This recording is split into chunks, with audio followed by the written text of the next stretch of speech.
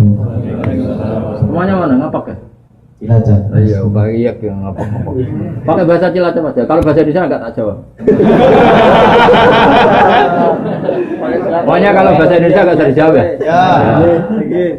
Dan pakai bahasa kasarnya enggak boleh, bahasa halus. Bahasa Cilacap kayak kepriben lah, bocah. Kepriben. Kafe weh.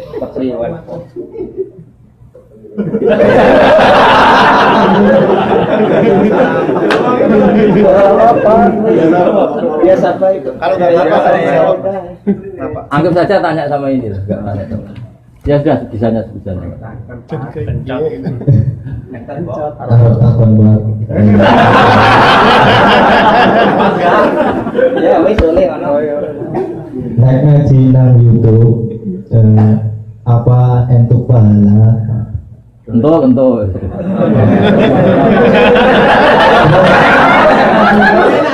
Apa sanatnya bisa nyambung? Bisa. Sanat itu gini loh ya. Saya sering dapat pertanyaan sama dari Cilacap. Siapa namanya? Gunawan. Oh bagus. Gunawan tuh manusia ada gunanya. Iya kan? Orang kaya jutawan kan gitu. Tukang pewarta hartawan. Tukang ada gunanya. Maka kalau nyuruh sama ini gunanya banyak. Ya semuanya nyuruh pakai ini aja. Pasti gunanya banyak. Jadi orang kalau kaya jutawan, pewarta wartawan. Ya. Kalau orang kelayaban bisa lawan wisata, tukang kelayaban kan. Jadi apa?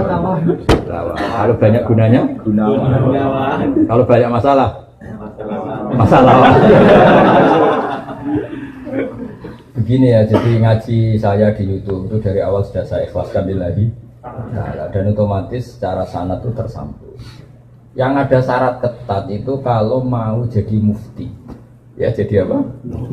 Mufti itu orang yang punya otoritas menghukumi halal haram, syarat tidak sahnya sholat atau syarat sah tidaknya nikah itu nggak boleh hanya sekedar ngaji di YouTube. Tapi kalau syarat ingin tahu kebaikan sudah cukup. Karena kebaikan itu ma'ruf, mudah dikenal oleh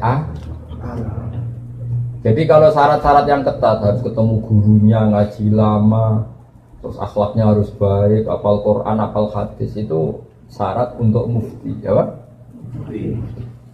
Mufti itu begini loh, fatwa sesuatu yang jelimet itu namanya mufti. Kalau sampean kan nggak perlu seperti itu. Makanya dengar ngaji saya yang bisa dilakukan, yang nggak ditunda itu sudah selesai. Dan potongannya ya nunda semua. Misalnya saya ngaji, wajib gak orang nyaur utang? Ayo jawab. Wajib. Tahu toh? Ditunda apa langsung? Tunda. Ketika kangen keluarga wajib gak terus ingin pulang atau ngirimin? Tapi ketika ada tadi kantor-kantor pikirannya mulai macam-macam. Nah, kenapa kalau mufti syaratnya ketat? Karena mufti itu akan menimbang hukum yang kayak iya kayak tidak. Itu harus orang alim, nggak boleh hanya lewat YouTube. Saya beri contoh ya Mas Gunawan ya, kayak iya kayak tidak. Misalnya gini, saya beri contoh. Kerja di Korea itu baik apa enggak? Kalau melihat sisi jauh dari keluarga agak baik. Tapi apa artinya deket tapi enek? Enak itu raine ketok terus rezeki atau ketok. Itu namanya enak. Jauh tapi gak enak karena veselnya kirimannya banyak.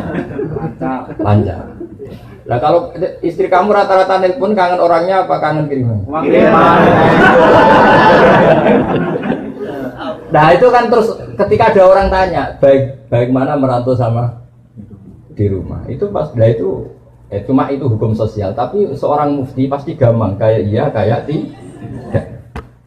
Nah, itu butuh orang alim yang ngajinya tenanan. Tapi kalau hukumnya suami istri sebaiknya apa ya hukum? Itu kan nggak perlu mufti, pasti iya gitu, apa? Pasti iya. Jadi saya jawab ya. Jadi kalau ngaji lewat YouTube itu sudah sah. Cuma tetap saja nggak sah kalau sebagai mufti. Mufti itu menentukan hukum halal. Misalnya kamu marung di warung Korea yang terkenal misalnya masak babi, tapi yang kamu makan benar-benar telur atau ayam, hukumnya gimana? Mesti mufti itu mikir.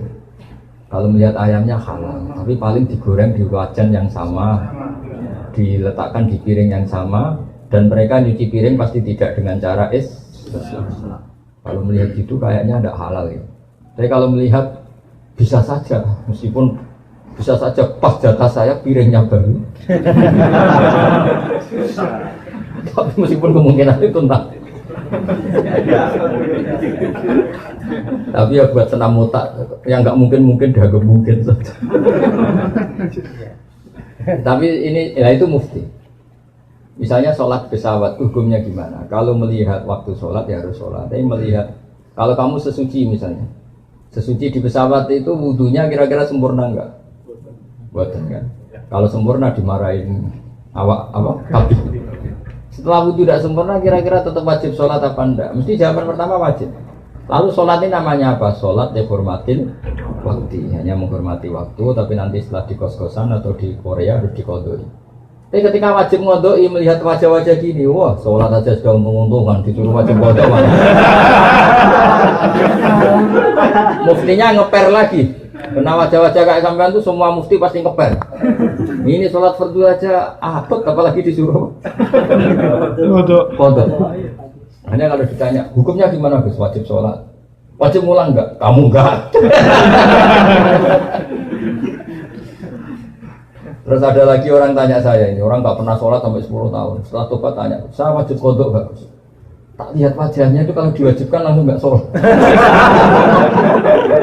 Akhirnya saya sebagai kiai ngakalin, ya sudah penting kamu sholat dulu aja, tidak usah tanya kodoknya. Setelah setahun datang lagi, sudah tahu nikmatnya apa? Sholat. Gus caranya kodok gimana? Sudah nggak tanya kodok wajib enggak? Caranya kodok gimana? Terus saya bilang ya pokoknya tiap sholat kamu 2 kali aja, nggak usah langsung banyak apa? Tiap sholat 2 kali. Yang satu untuk sholat wajib hari ini, yang satu untuk nyaur utang yang dulu.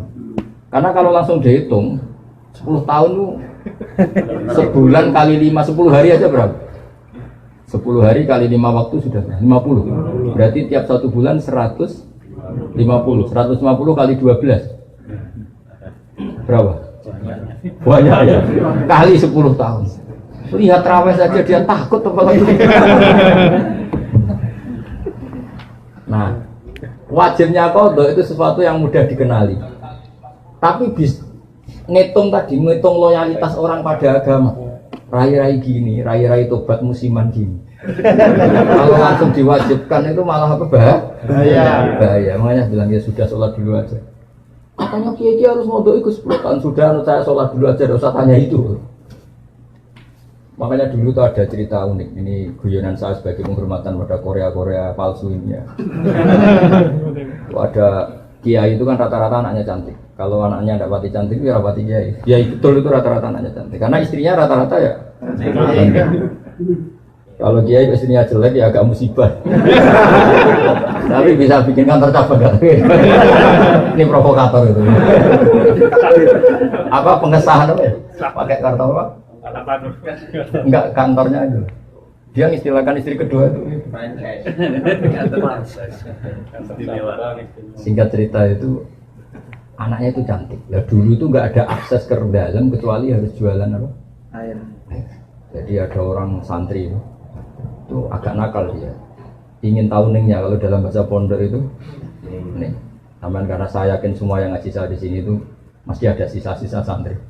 Karena orang Indonesia hebatnya gitu, kecilnya mesti dolanan di musola, nguyaya di musola, ya kan? Baiknya orang Indonesia kan? Iya kan? Karena rata-rata kita pas kecil itu kan nyon sewu miskin, yang ada jeding itu di musola. Sekarang keluarnya tampir-tampir di Indonesia ke saya gitu, semenjak masjid bagus, kamar mandinya bagus. Kadang orang mau ke masjid itu bukan karena ingin jamaah, kudu ngising di rumah lari ke masjid. Ya kan sekarang banyak enggak? Banyak karena kamar mandi masjid lebih bagus. Yang parah kalau mau tidur Kang Ali, di rumah enggak ada AC, enggak ada kipas angin. Kalau ngantuk masih ke masjid. Terus kipasnya dinyalin. Di daerah kamu ya gitu. Di sini ya. Di kos-kosan nggak ada kipas, di sini masjid ada. Ada sih, malah sih di sini. Itu mau itikaf kok mau nikmati itu. mati hidup. Sambil nyelam minum air. Ya alhamdulillah kok Allah nggak apa-apa lah. Dekat masjid sudah baik. Meskipun niatnya tidak baik, semoga tetap apa? Baik. Singkat cerita dia itu pura-pura jualan apa? Air. Kiainya senengnya begini. Ben baru kayak anakku disenengi banyu murah soalnya. Kiainya wali jadi tahu kelakuan tadi santrinya tadi di Barno biarin dapat air murah loyal kan. Lama-lama dibilang gini sama kiai. Kamu senang sama anak saya? Iya Pak ya. Syaratnya kamu harus jamaah di depan 40 hari. Kalau itu selesai nanti kesini tak nikahkan sama putri saya. Oh semuanya bukan main. Dia jamaah terus di depan ini di Masjid Haram, cerita ini di Mekah, nggak diserahkan, nggak di sholat. Jadi ini cerita kelas internasional, bukan kelas apa?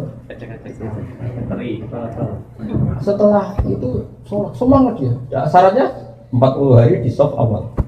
Ya imamnya tuh imam Masjid Haram, nggak masuk imam nggak ini. Kalau di sini nggak jadi wali 40 hari belum jadi wali. Ini di Masjid Haram yang satu sholat sama dengan 1000 sholat. Ya 1000 rakaat. Kalau sholat di sini satu sholat kan benar-benar satu. Kalau di sana lipatannya kan berapa? 10.000. Ada yang bilang pokoknya ribuan, ratusan ribu. Terserah ngitungnya sampai 40 hari. Hari ke-40 selesai sama kiainya digandeng santri. Ayo nak pulang ke rumah saya. Tak kawinkan sama anak saya sesuai perjanjian. Itu santrinya marah-marah. Pak Kiai, minyak uang. Sholat jadi mau dijoli anak jenengan. Enggak bisa. Ternyata dia hari kedua ketiga sudah ikhlas, tidak karena cewek tadi, tidak karena putrinya kita tadi. Ayo nak pulang saya nikahkan sama anak saya karena sudah 40. Pak Yai, kamu menghina saya. Masa sholat nikmatnya seperti itu hanya hasilnya dapat putri jenengan? Enggak bisa. Sholat saya itu balasannya surga, enggak bisa. Enggak mau saya. Dari sholat untuk dapat cewek menjadi sholat nikmati kebenaran. Makanya kalau kamu ingin kaya tak suruh sholat hati. Nanti kalau sudah sering sholat nikmatnya sujud, nikmatnya muasalah sama Allah terus mulai berubah doa. Apa penting kaya apa enggak? Kalau kok masih ingin kaya terus berarti sholatnya masalah. Akhirnya enggak mau malah dikawinkan. Akhirnya kiainya yang merayu-merayu dia. Sudahlah tetap jadi mantu saya karena kiainya kesemsem ingin punya mantu ikhlas. Sekarang gantian kiainya yang mati-matian ngerayu supaya dia mau jadi menantunya. Karena ingin punya menantu. Bisa dibuktikan ya. Mau nyoba itu. Mekah dulu. Nah, contohnya ada harus Mekah. Misalnya Anda ingin kaya, dijazahi, disuruh sholat saja. Lama-lama nanti Anda akan muhasabah, mengkoreksi doa Anda. Betul enggak, betul enggak. Nah, Anda suka cewek, mati-matian, cinta mati. Setelah kamu sholat, nanti mesti ada alamat. Ternyata mimpi gambarnya angin topan. Saya pernah punya teman, sholat istikharah. Gambarnya itu angin topan. Macam-macam. Ya itu jadi itu artinya wasta'inu bisabri.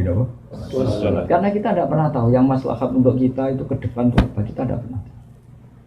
Makanya semuanya kita serahkan pada Allah Subhanahu. Ya, mungkin sampean kalau hidup di Jawa karena tetangga roh kiai kadang rapati senang. Karena kadang jadi kawan tonggo. Tapi gara-gara di Korea melihat Islam gak hidup malah sampai jadi kiai. Kalau di rumah jadi kiai RT saja nggak ngangkat ya. Tapi kalau di sini langsung kiai internasional. Iya, kalau kiai di Indonesia namanya kiai lokal. Kalau sudah di sini, Roisab. Jadi itulah hikmah yang dikersakakan Allah Subhanahu wa Ta'ala. Makanya berharap semoga keberadaan Anda di sini benar-benar ikut menyebarkan sujud, tauhid, tasbih di dunia. Ya sudah ya, cukup ini.